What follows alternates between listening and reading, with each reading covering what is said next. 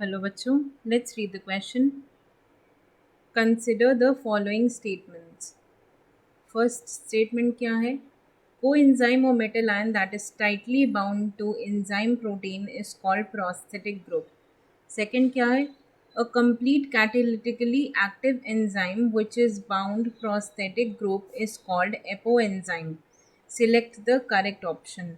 सो देखिए, इसमें हमें दो स्टेटमेंट्स दी गई हैं कोएंजाइम और एपोएंजाइम के बारे में, और कौन सी वाली स्टेटमेंट सही या गलत है वो बताना है. सो यहाँ पे की कॉन्सेप्ट क्या हो जाएगा? एंजाइम्स.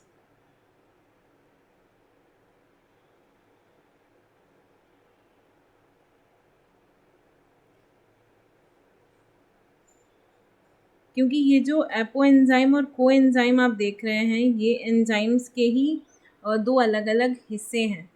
तो देखिए, एंजाइम में एक होता है प्रोटीनेशियस पार्ट और एक होता है नॉन प्रोटीनेशियस पार्ट. तो इसमें जो कोएंजाइम होता है, coenzyme is non proteinaceous, non protein part of enzyme. और जो एपोएंजाइम होता है, that is the protein part. और ये देखिए, ये दोनों कोएंजाइम और एपोएंजाइम मिल करके क्या बनाते हैं? Holo enzyme.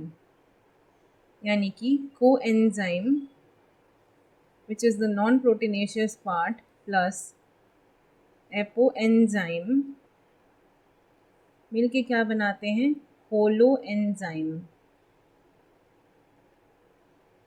और होलो एंजाइम क्या है? कंप्लीटली कैटालिटिक, यानी कि फंक्शनल कैटालिटिक एंजाइम को हम क्या कहते हैं? Holo enzyme. कंप्लीटली कैटालिटिक या एक्टिव एंजाइम को हम कहते हैं होलो एंजाइम. अब देखिए, यहाँ पे आपका पहला स्टेटमेंट क्या कह रहा है कोएंजाइम के बारे में, कि कोएंजाइम या मेटल आयन, ये जो कोई भी metal ion, specific metal ion act कर सकते हैं कोएंजाइम की तरह. तो कोएंजाइम और मेटल आयन क्या है? That is tightly bound to the enzyme protein is called prosthetic group. तो यहाँ पर प्रोस्थेटिक ग्रुप की बात हो रही है. मतलब देखिए, प्रोस्थेटिक ग्रुप क्या होता है?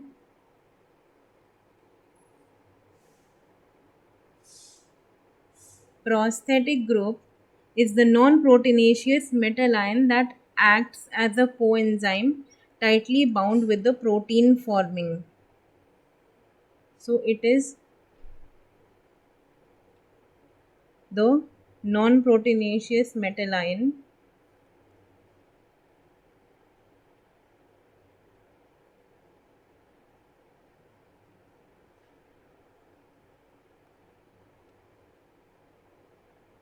acting as a coenzyme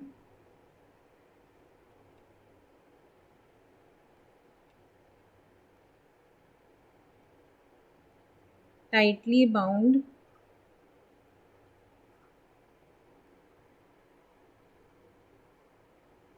to the proteinaceous part, यानी कि एपोएंजाइम वाले पार्ट से टू प्रोटीन पार्ट.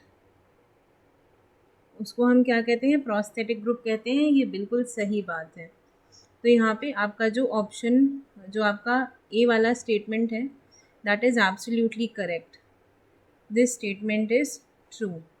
इसके बाद देखिए, यहाँ पे ये जो हमारे एंजाइम्स जिनकी हम बात कर रहे हैं, इनमें एपो एंजाइम जो होता है वो उसका प्रोटीनेशियस स्ट्रक्चर होता है.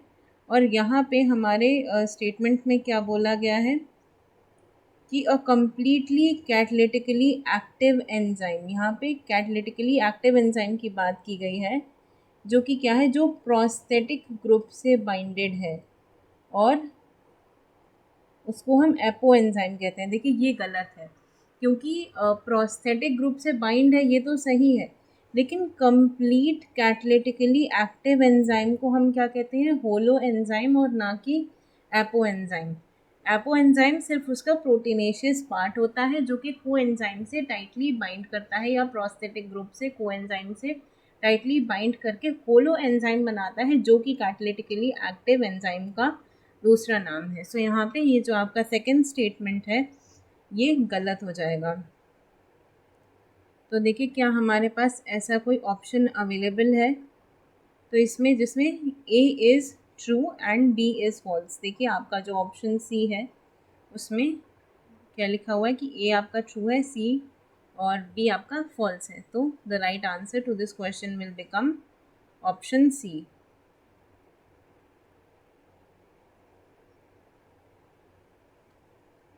क्योंकि ये बात बिल्कुल सही है कि वो मेटल आयन जो किससे एपो एंजाइम से या प्रोटीन पार्ट से जुड़ा हुआ रहता है उसको हम प्रोस्थेटिक ग्रुप कहते हैं। पर को एंजाइम और एपो एंजाइम मिल करके होलो एंजाइम बनाते हैं। कंप्लीटली कैटालिटिक एंजाइम को हम होलो एंजाइम कहते हैं, ना कि एपो एंजाइम।